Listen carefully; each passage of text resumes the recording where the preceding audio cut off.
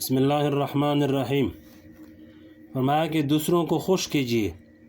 حضرت عبداللہ بن عمر رضی اللہ فرماتے ہیں کہ حضور پاک صلی اللہ علیہ وسلم نے ارشاد فرمایا کہ جو اعمال اللہ تعالیٰ کو پسند ہیں ان اعمال میں سے ایک عمل کسی مومن کے دل میں خوشی داخل کرنا،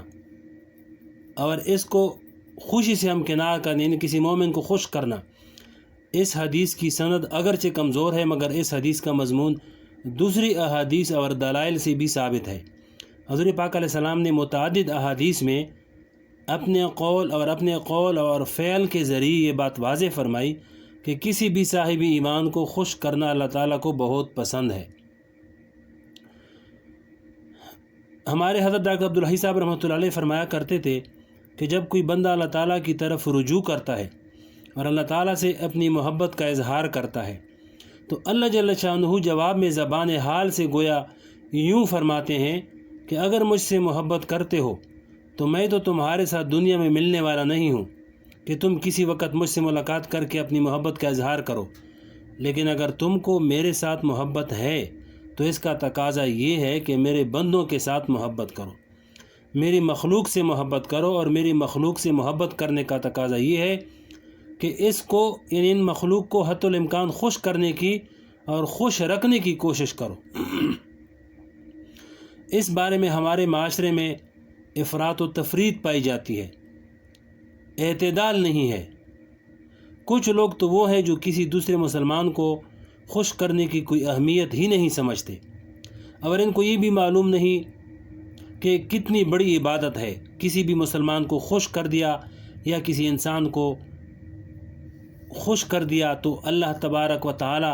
اس پر کتنا اجر و ثواب عطا فرماتے ہیں، اس کا ہمیں احساس ہی نہیں۔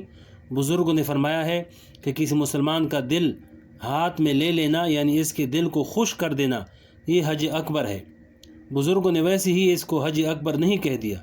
بلکہ کسی مسلمان کے دل کو خوش کر دینا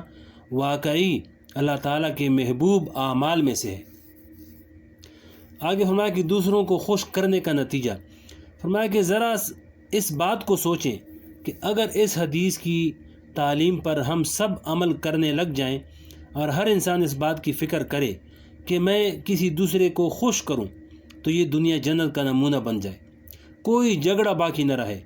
پھر کوئی حسد باقی نہ رہے، اور کسی بھی شخص کو دوسرے سے کوئی تکلیف نہ پہنچے۔ لہذا اہتمام کر کے دوسرے کو خوش کرو، تھوڑی سی تکلیف اٹھا کر اور قربانی دے کر دوسروں کو خوش کرو۔ اگر تم تھوڑی سی تکلیف اٹھا لو گے اور اس کے نتیجے میں دوسروں کو راحت اور خوشی مل جائے گی تو دنیا میں چند لمحوں میں اور چند منٹوں کی جو تکلیف اٹھائی ہے اس کے بدلے میں اللہ تعالیٰ آخرت میں جو ثواب تمہیں عطا فرمائیں گے وہ دنیا کی اس معمولی سی تکلیف کے مقابلے میں کہیں زیادہ عظیم ہے۔ ایک حدیث میں حضور پاک صلی اللہ علیہ وسلم نے صدقہ کی بہت سی قسمیں بیان فرمائی کہ یہ عمل بھی صدقہ ہے، فلاں عمل بھی صدقہ ہے، فلاں عمل بھی صدقہ ہے۔ صدقہ ہونے کا مطلب یہ ہے کہ اس عمل پر ایسا ثواب ہے جیسے صدقہ کرنے کا ثواب میں ہے۔ پھر اس حدیث کے آخر میں حضور پاک علیہ السلام نے یہ بھی ارشاد فرمایا کہ ایک صدقہ یہ ہے کہ اپنے بھائی کے ساتھ خندہ پیشانی کے ساتھ ملو۔ جب تم کسی سے ملاقات کرو تو تم کو یہ احساس ہو کہ تمہاری ملاقات سے اس کو خوشی حاصل ہو اور اس ملاقات سے اس کے دل میں ٹھنڈک محسوس ہو، اس کو صدقہ کرنے میں شمار فرمایا ہے۔ لہذا جو لوگ دوسروں سے ملاقات کے وقت اور برتاؤ کے وقت خندہ پیشانی سے ملتے ہیں وہ حضور پاک علیہ وسلم کی سنت پر عمل کرتے ہیں۔ جب بھی اپنے مسلمان بھائی سے ملے تو خوش خلقی کے ساتھ، خندہ پیشانی کے ساتھ ملے، اس کو خوش کرنے کی کوشش کرے۔ اگلی بات فرمایا کہ گناہ کے ذریعے دوسروں کو خوش نہ کریں۔ دوسری طرف بعض لوگ یہ بے اعتدالی پائی جاتی ہے بعض لوگوں میں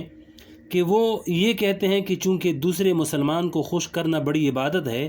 لہذا ہم تو یہ عبادت کرتے ہیں کہ دوسروں کو خوش کرتے ہیں، چاہے وہ خوش کرنا کسی گناہ کے ذریعے ہو یا کسی ناجائز کام کے ذریعے ہو۔ جب اللہ تعالیٰ نے کہہ دیا کہ دوسروں کو خوش کرو تو ہم یہ عبادت انجام دے رہے ہیں، حالانکہ یہ گمراہی کی بات ہے، اس لیے کہ دوسروں کو خوش کرنے کا مطلب یہ ہے کہ مباح اور جائز طریقے سے خوش کرو۔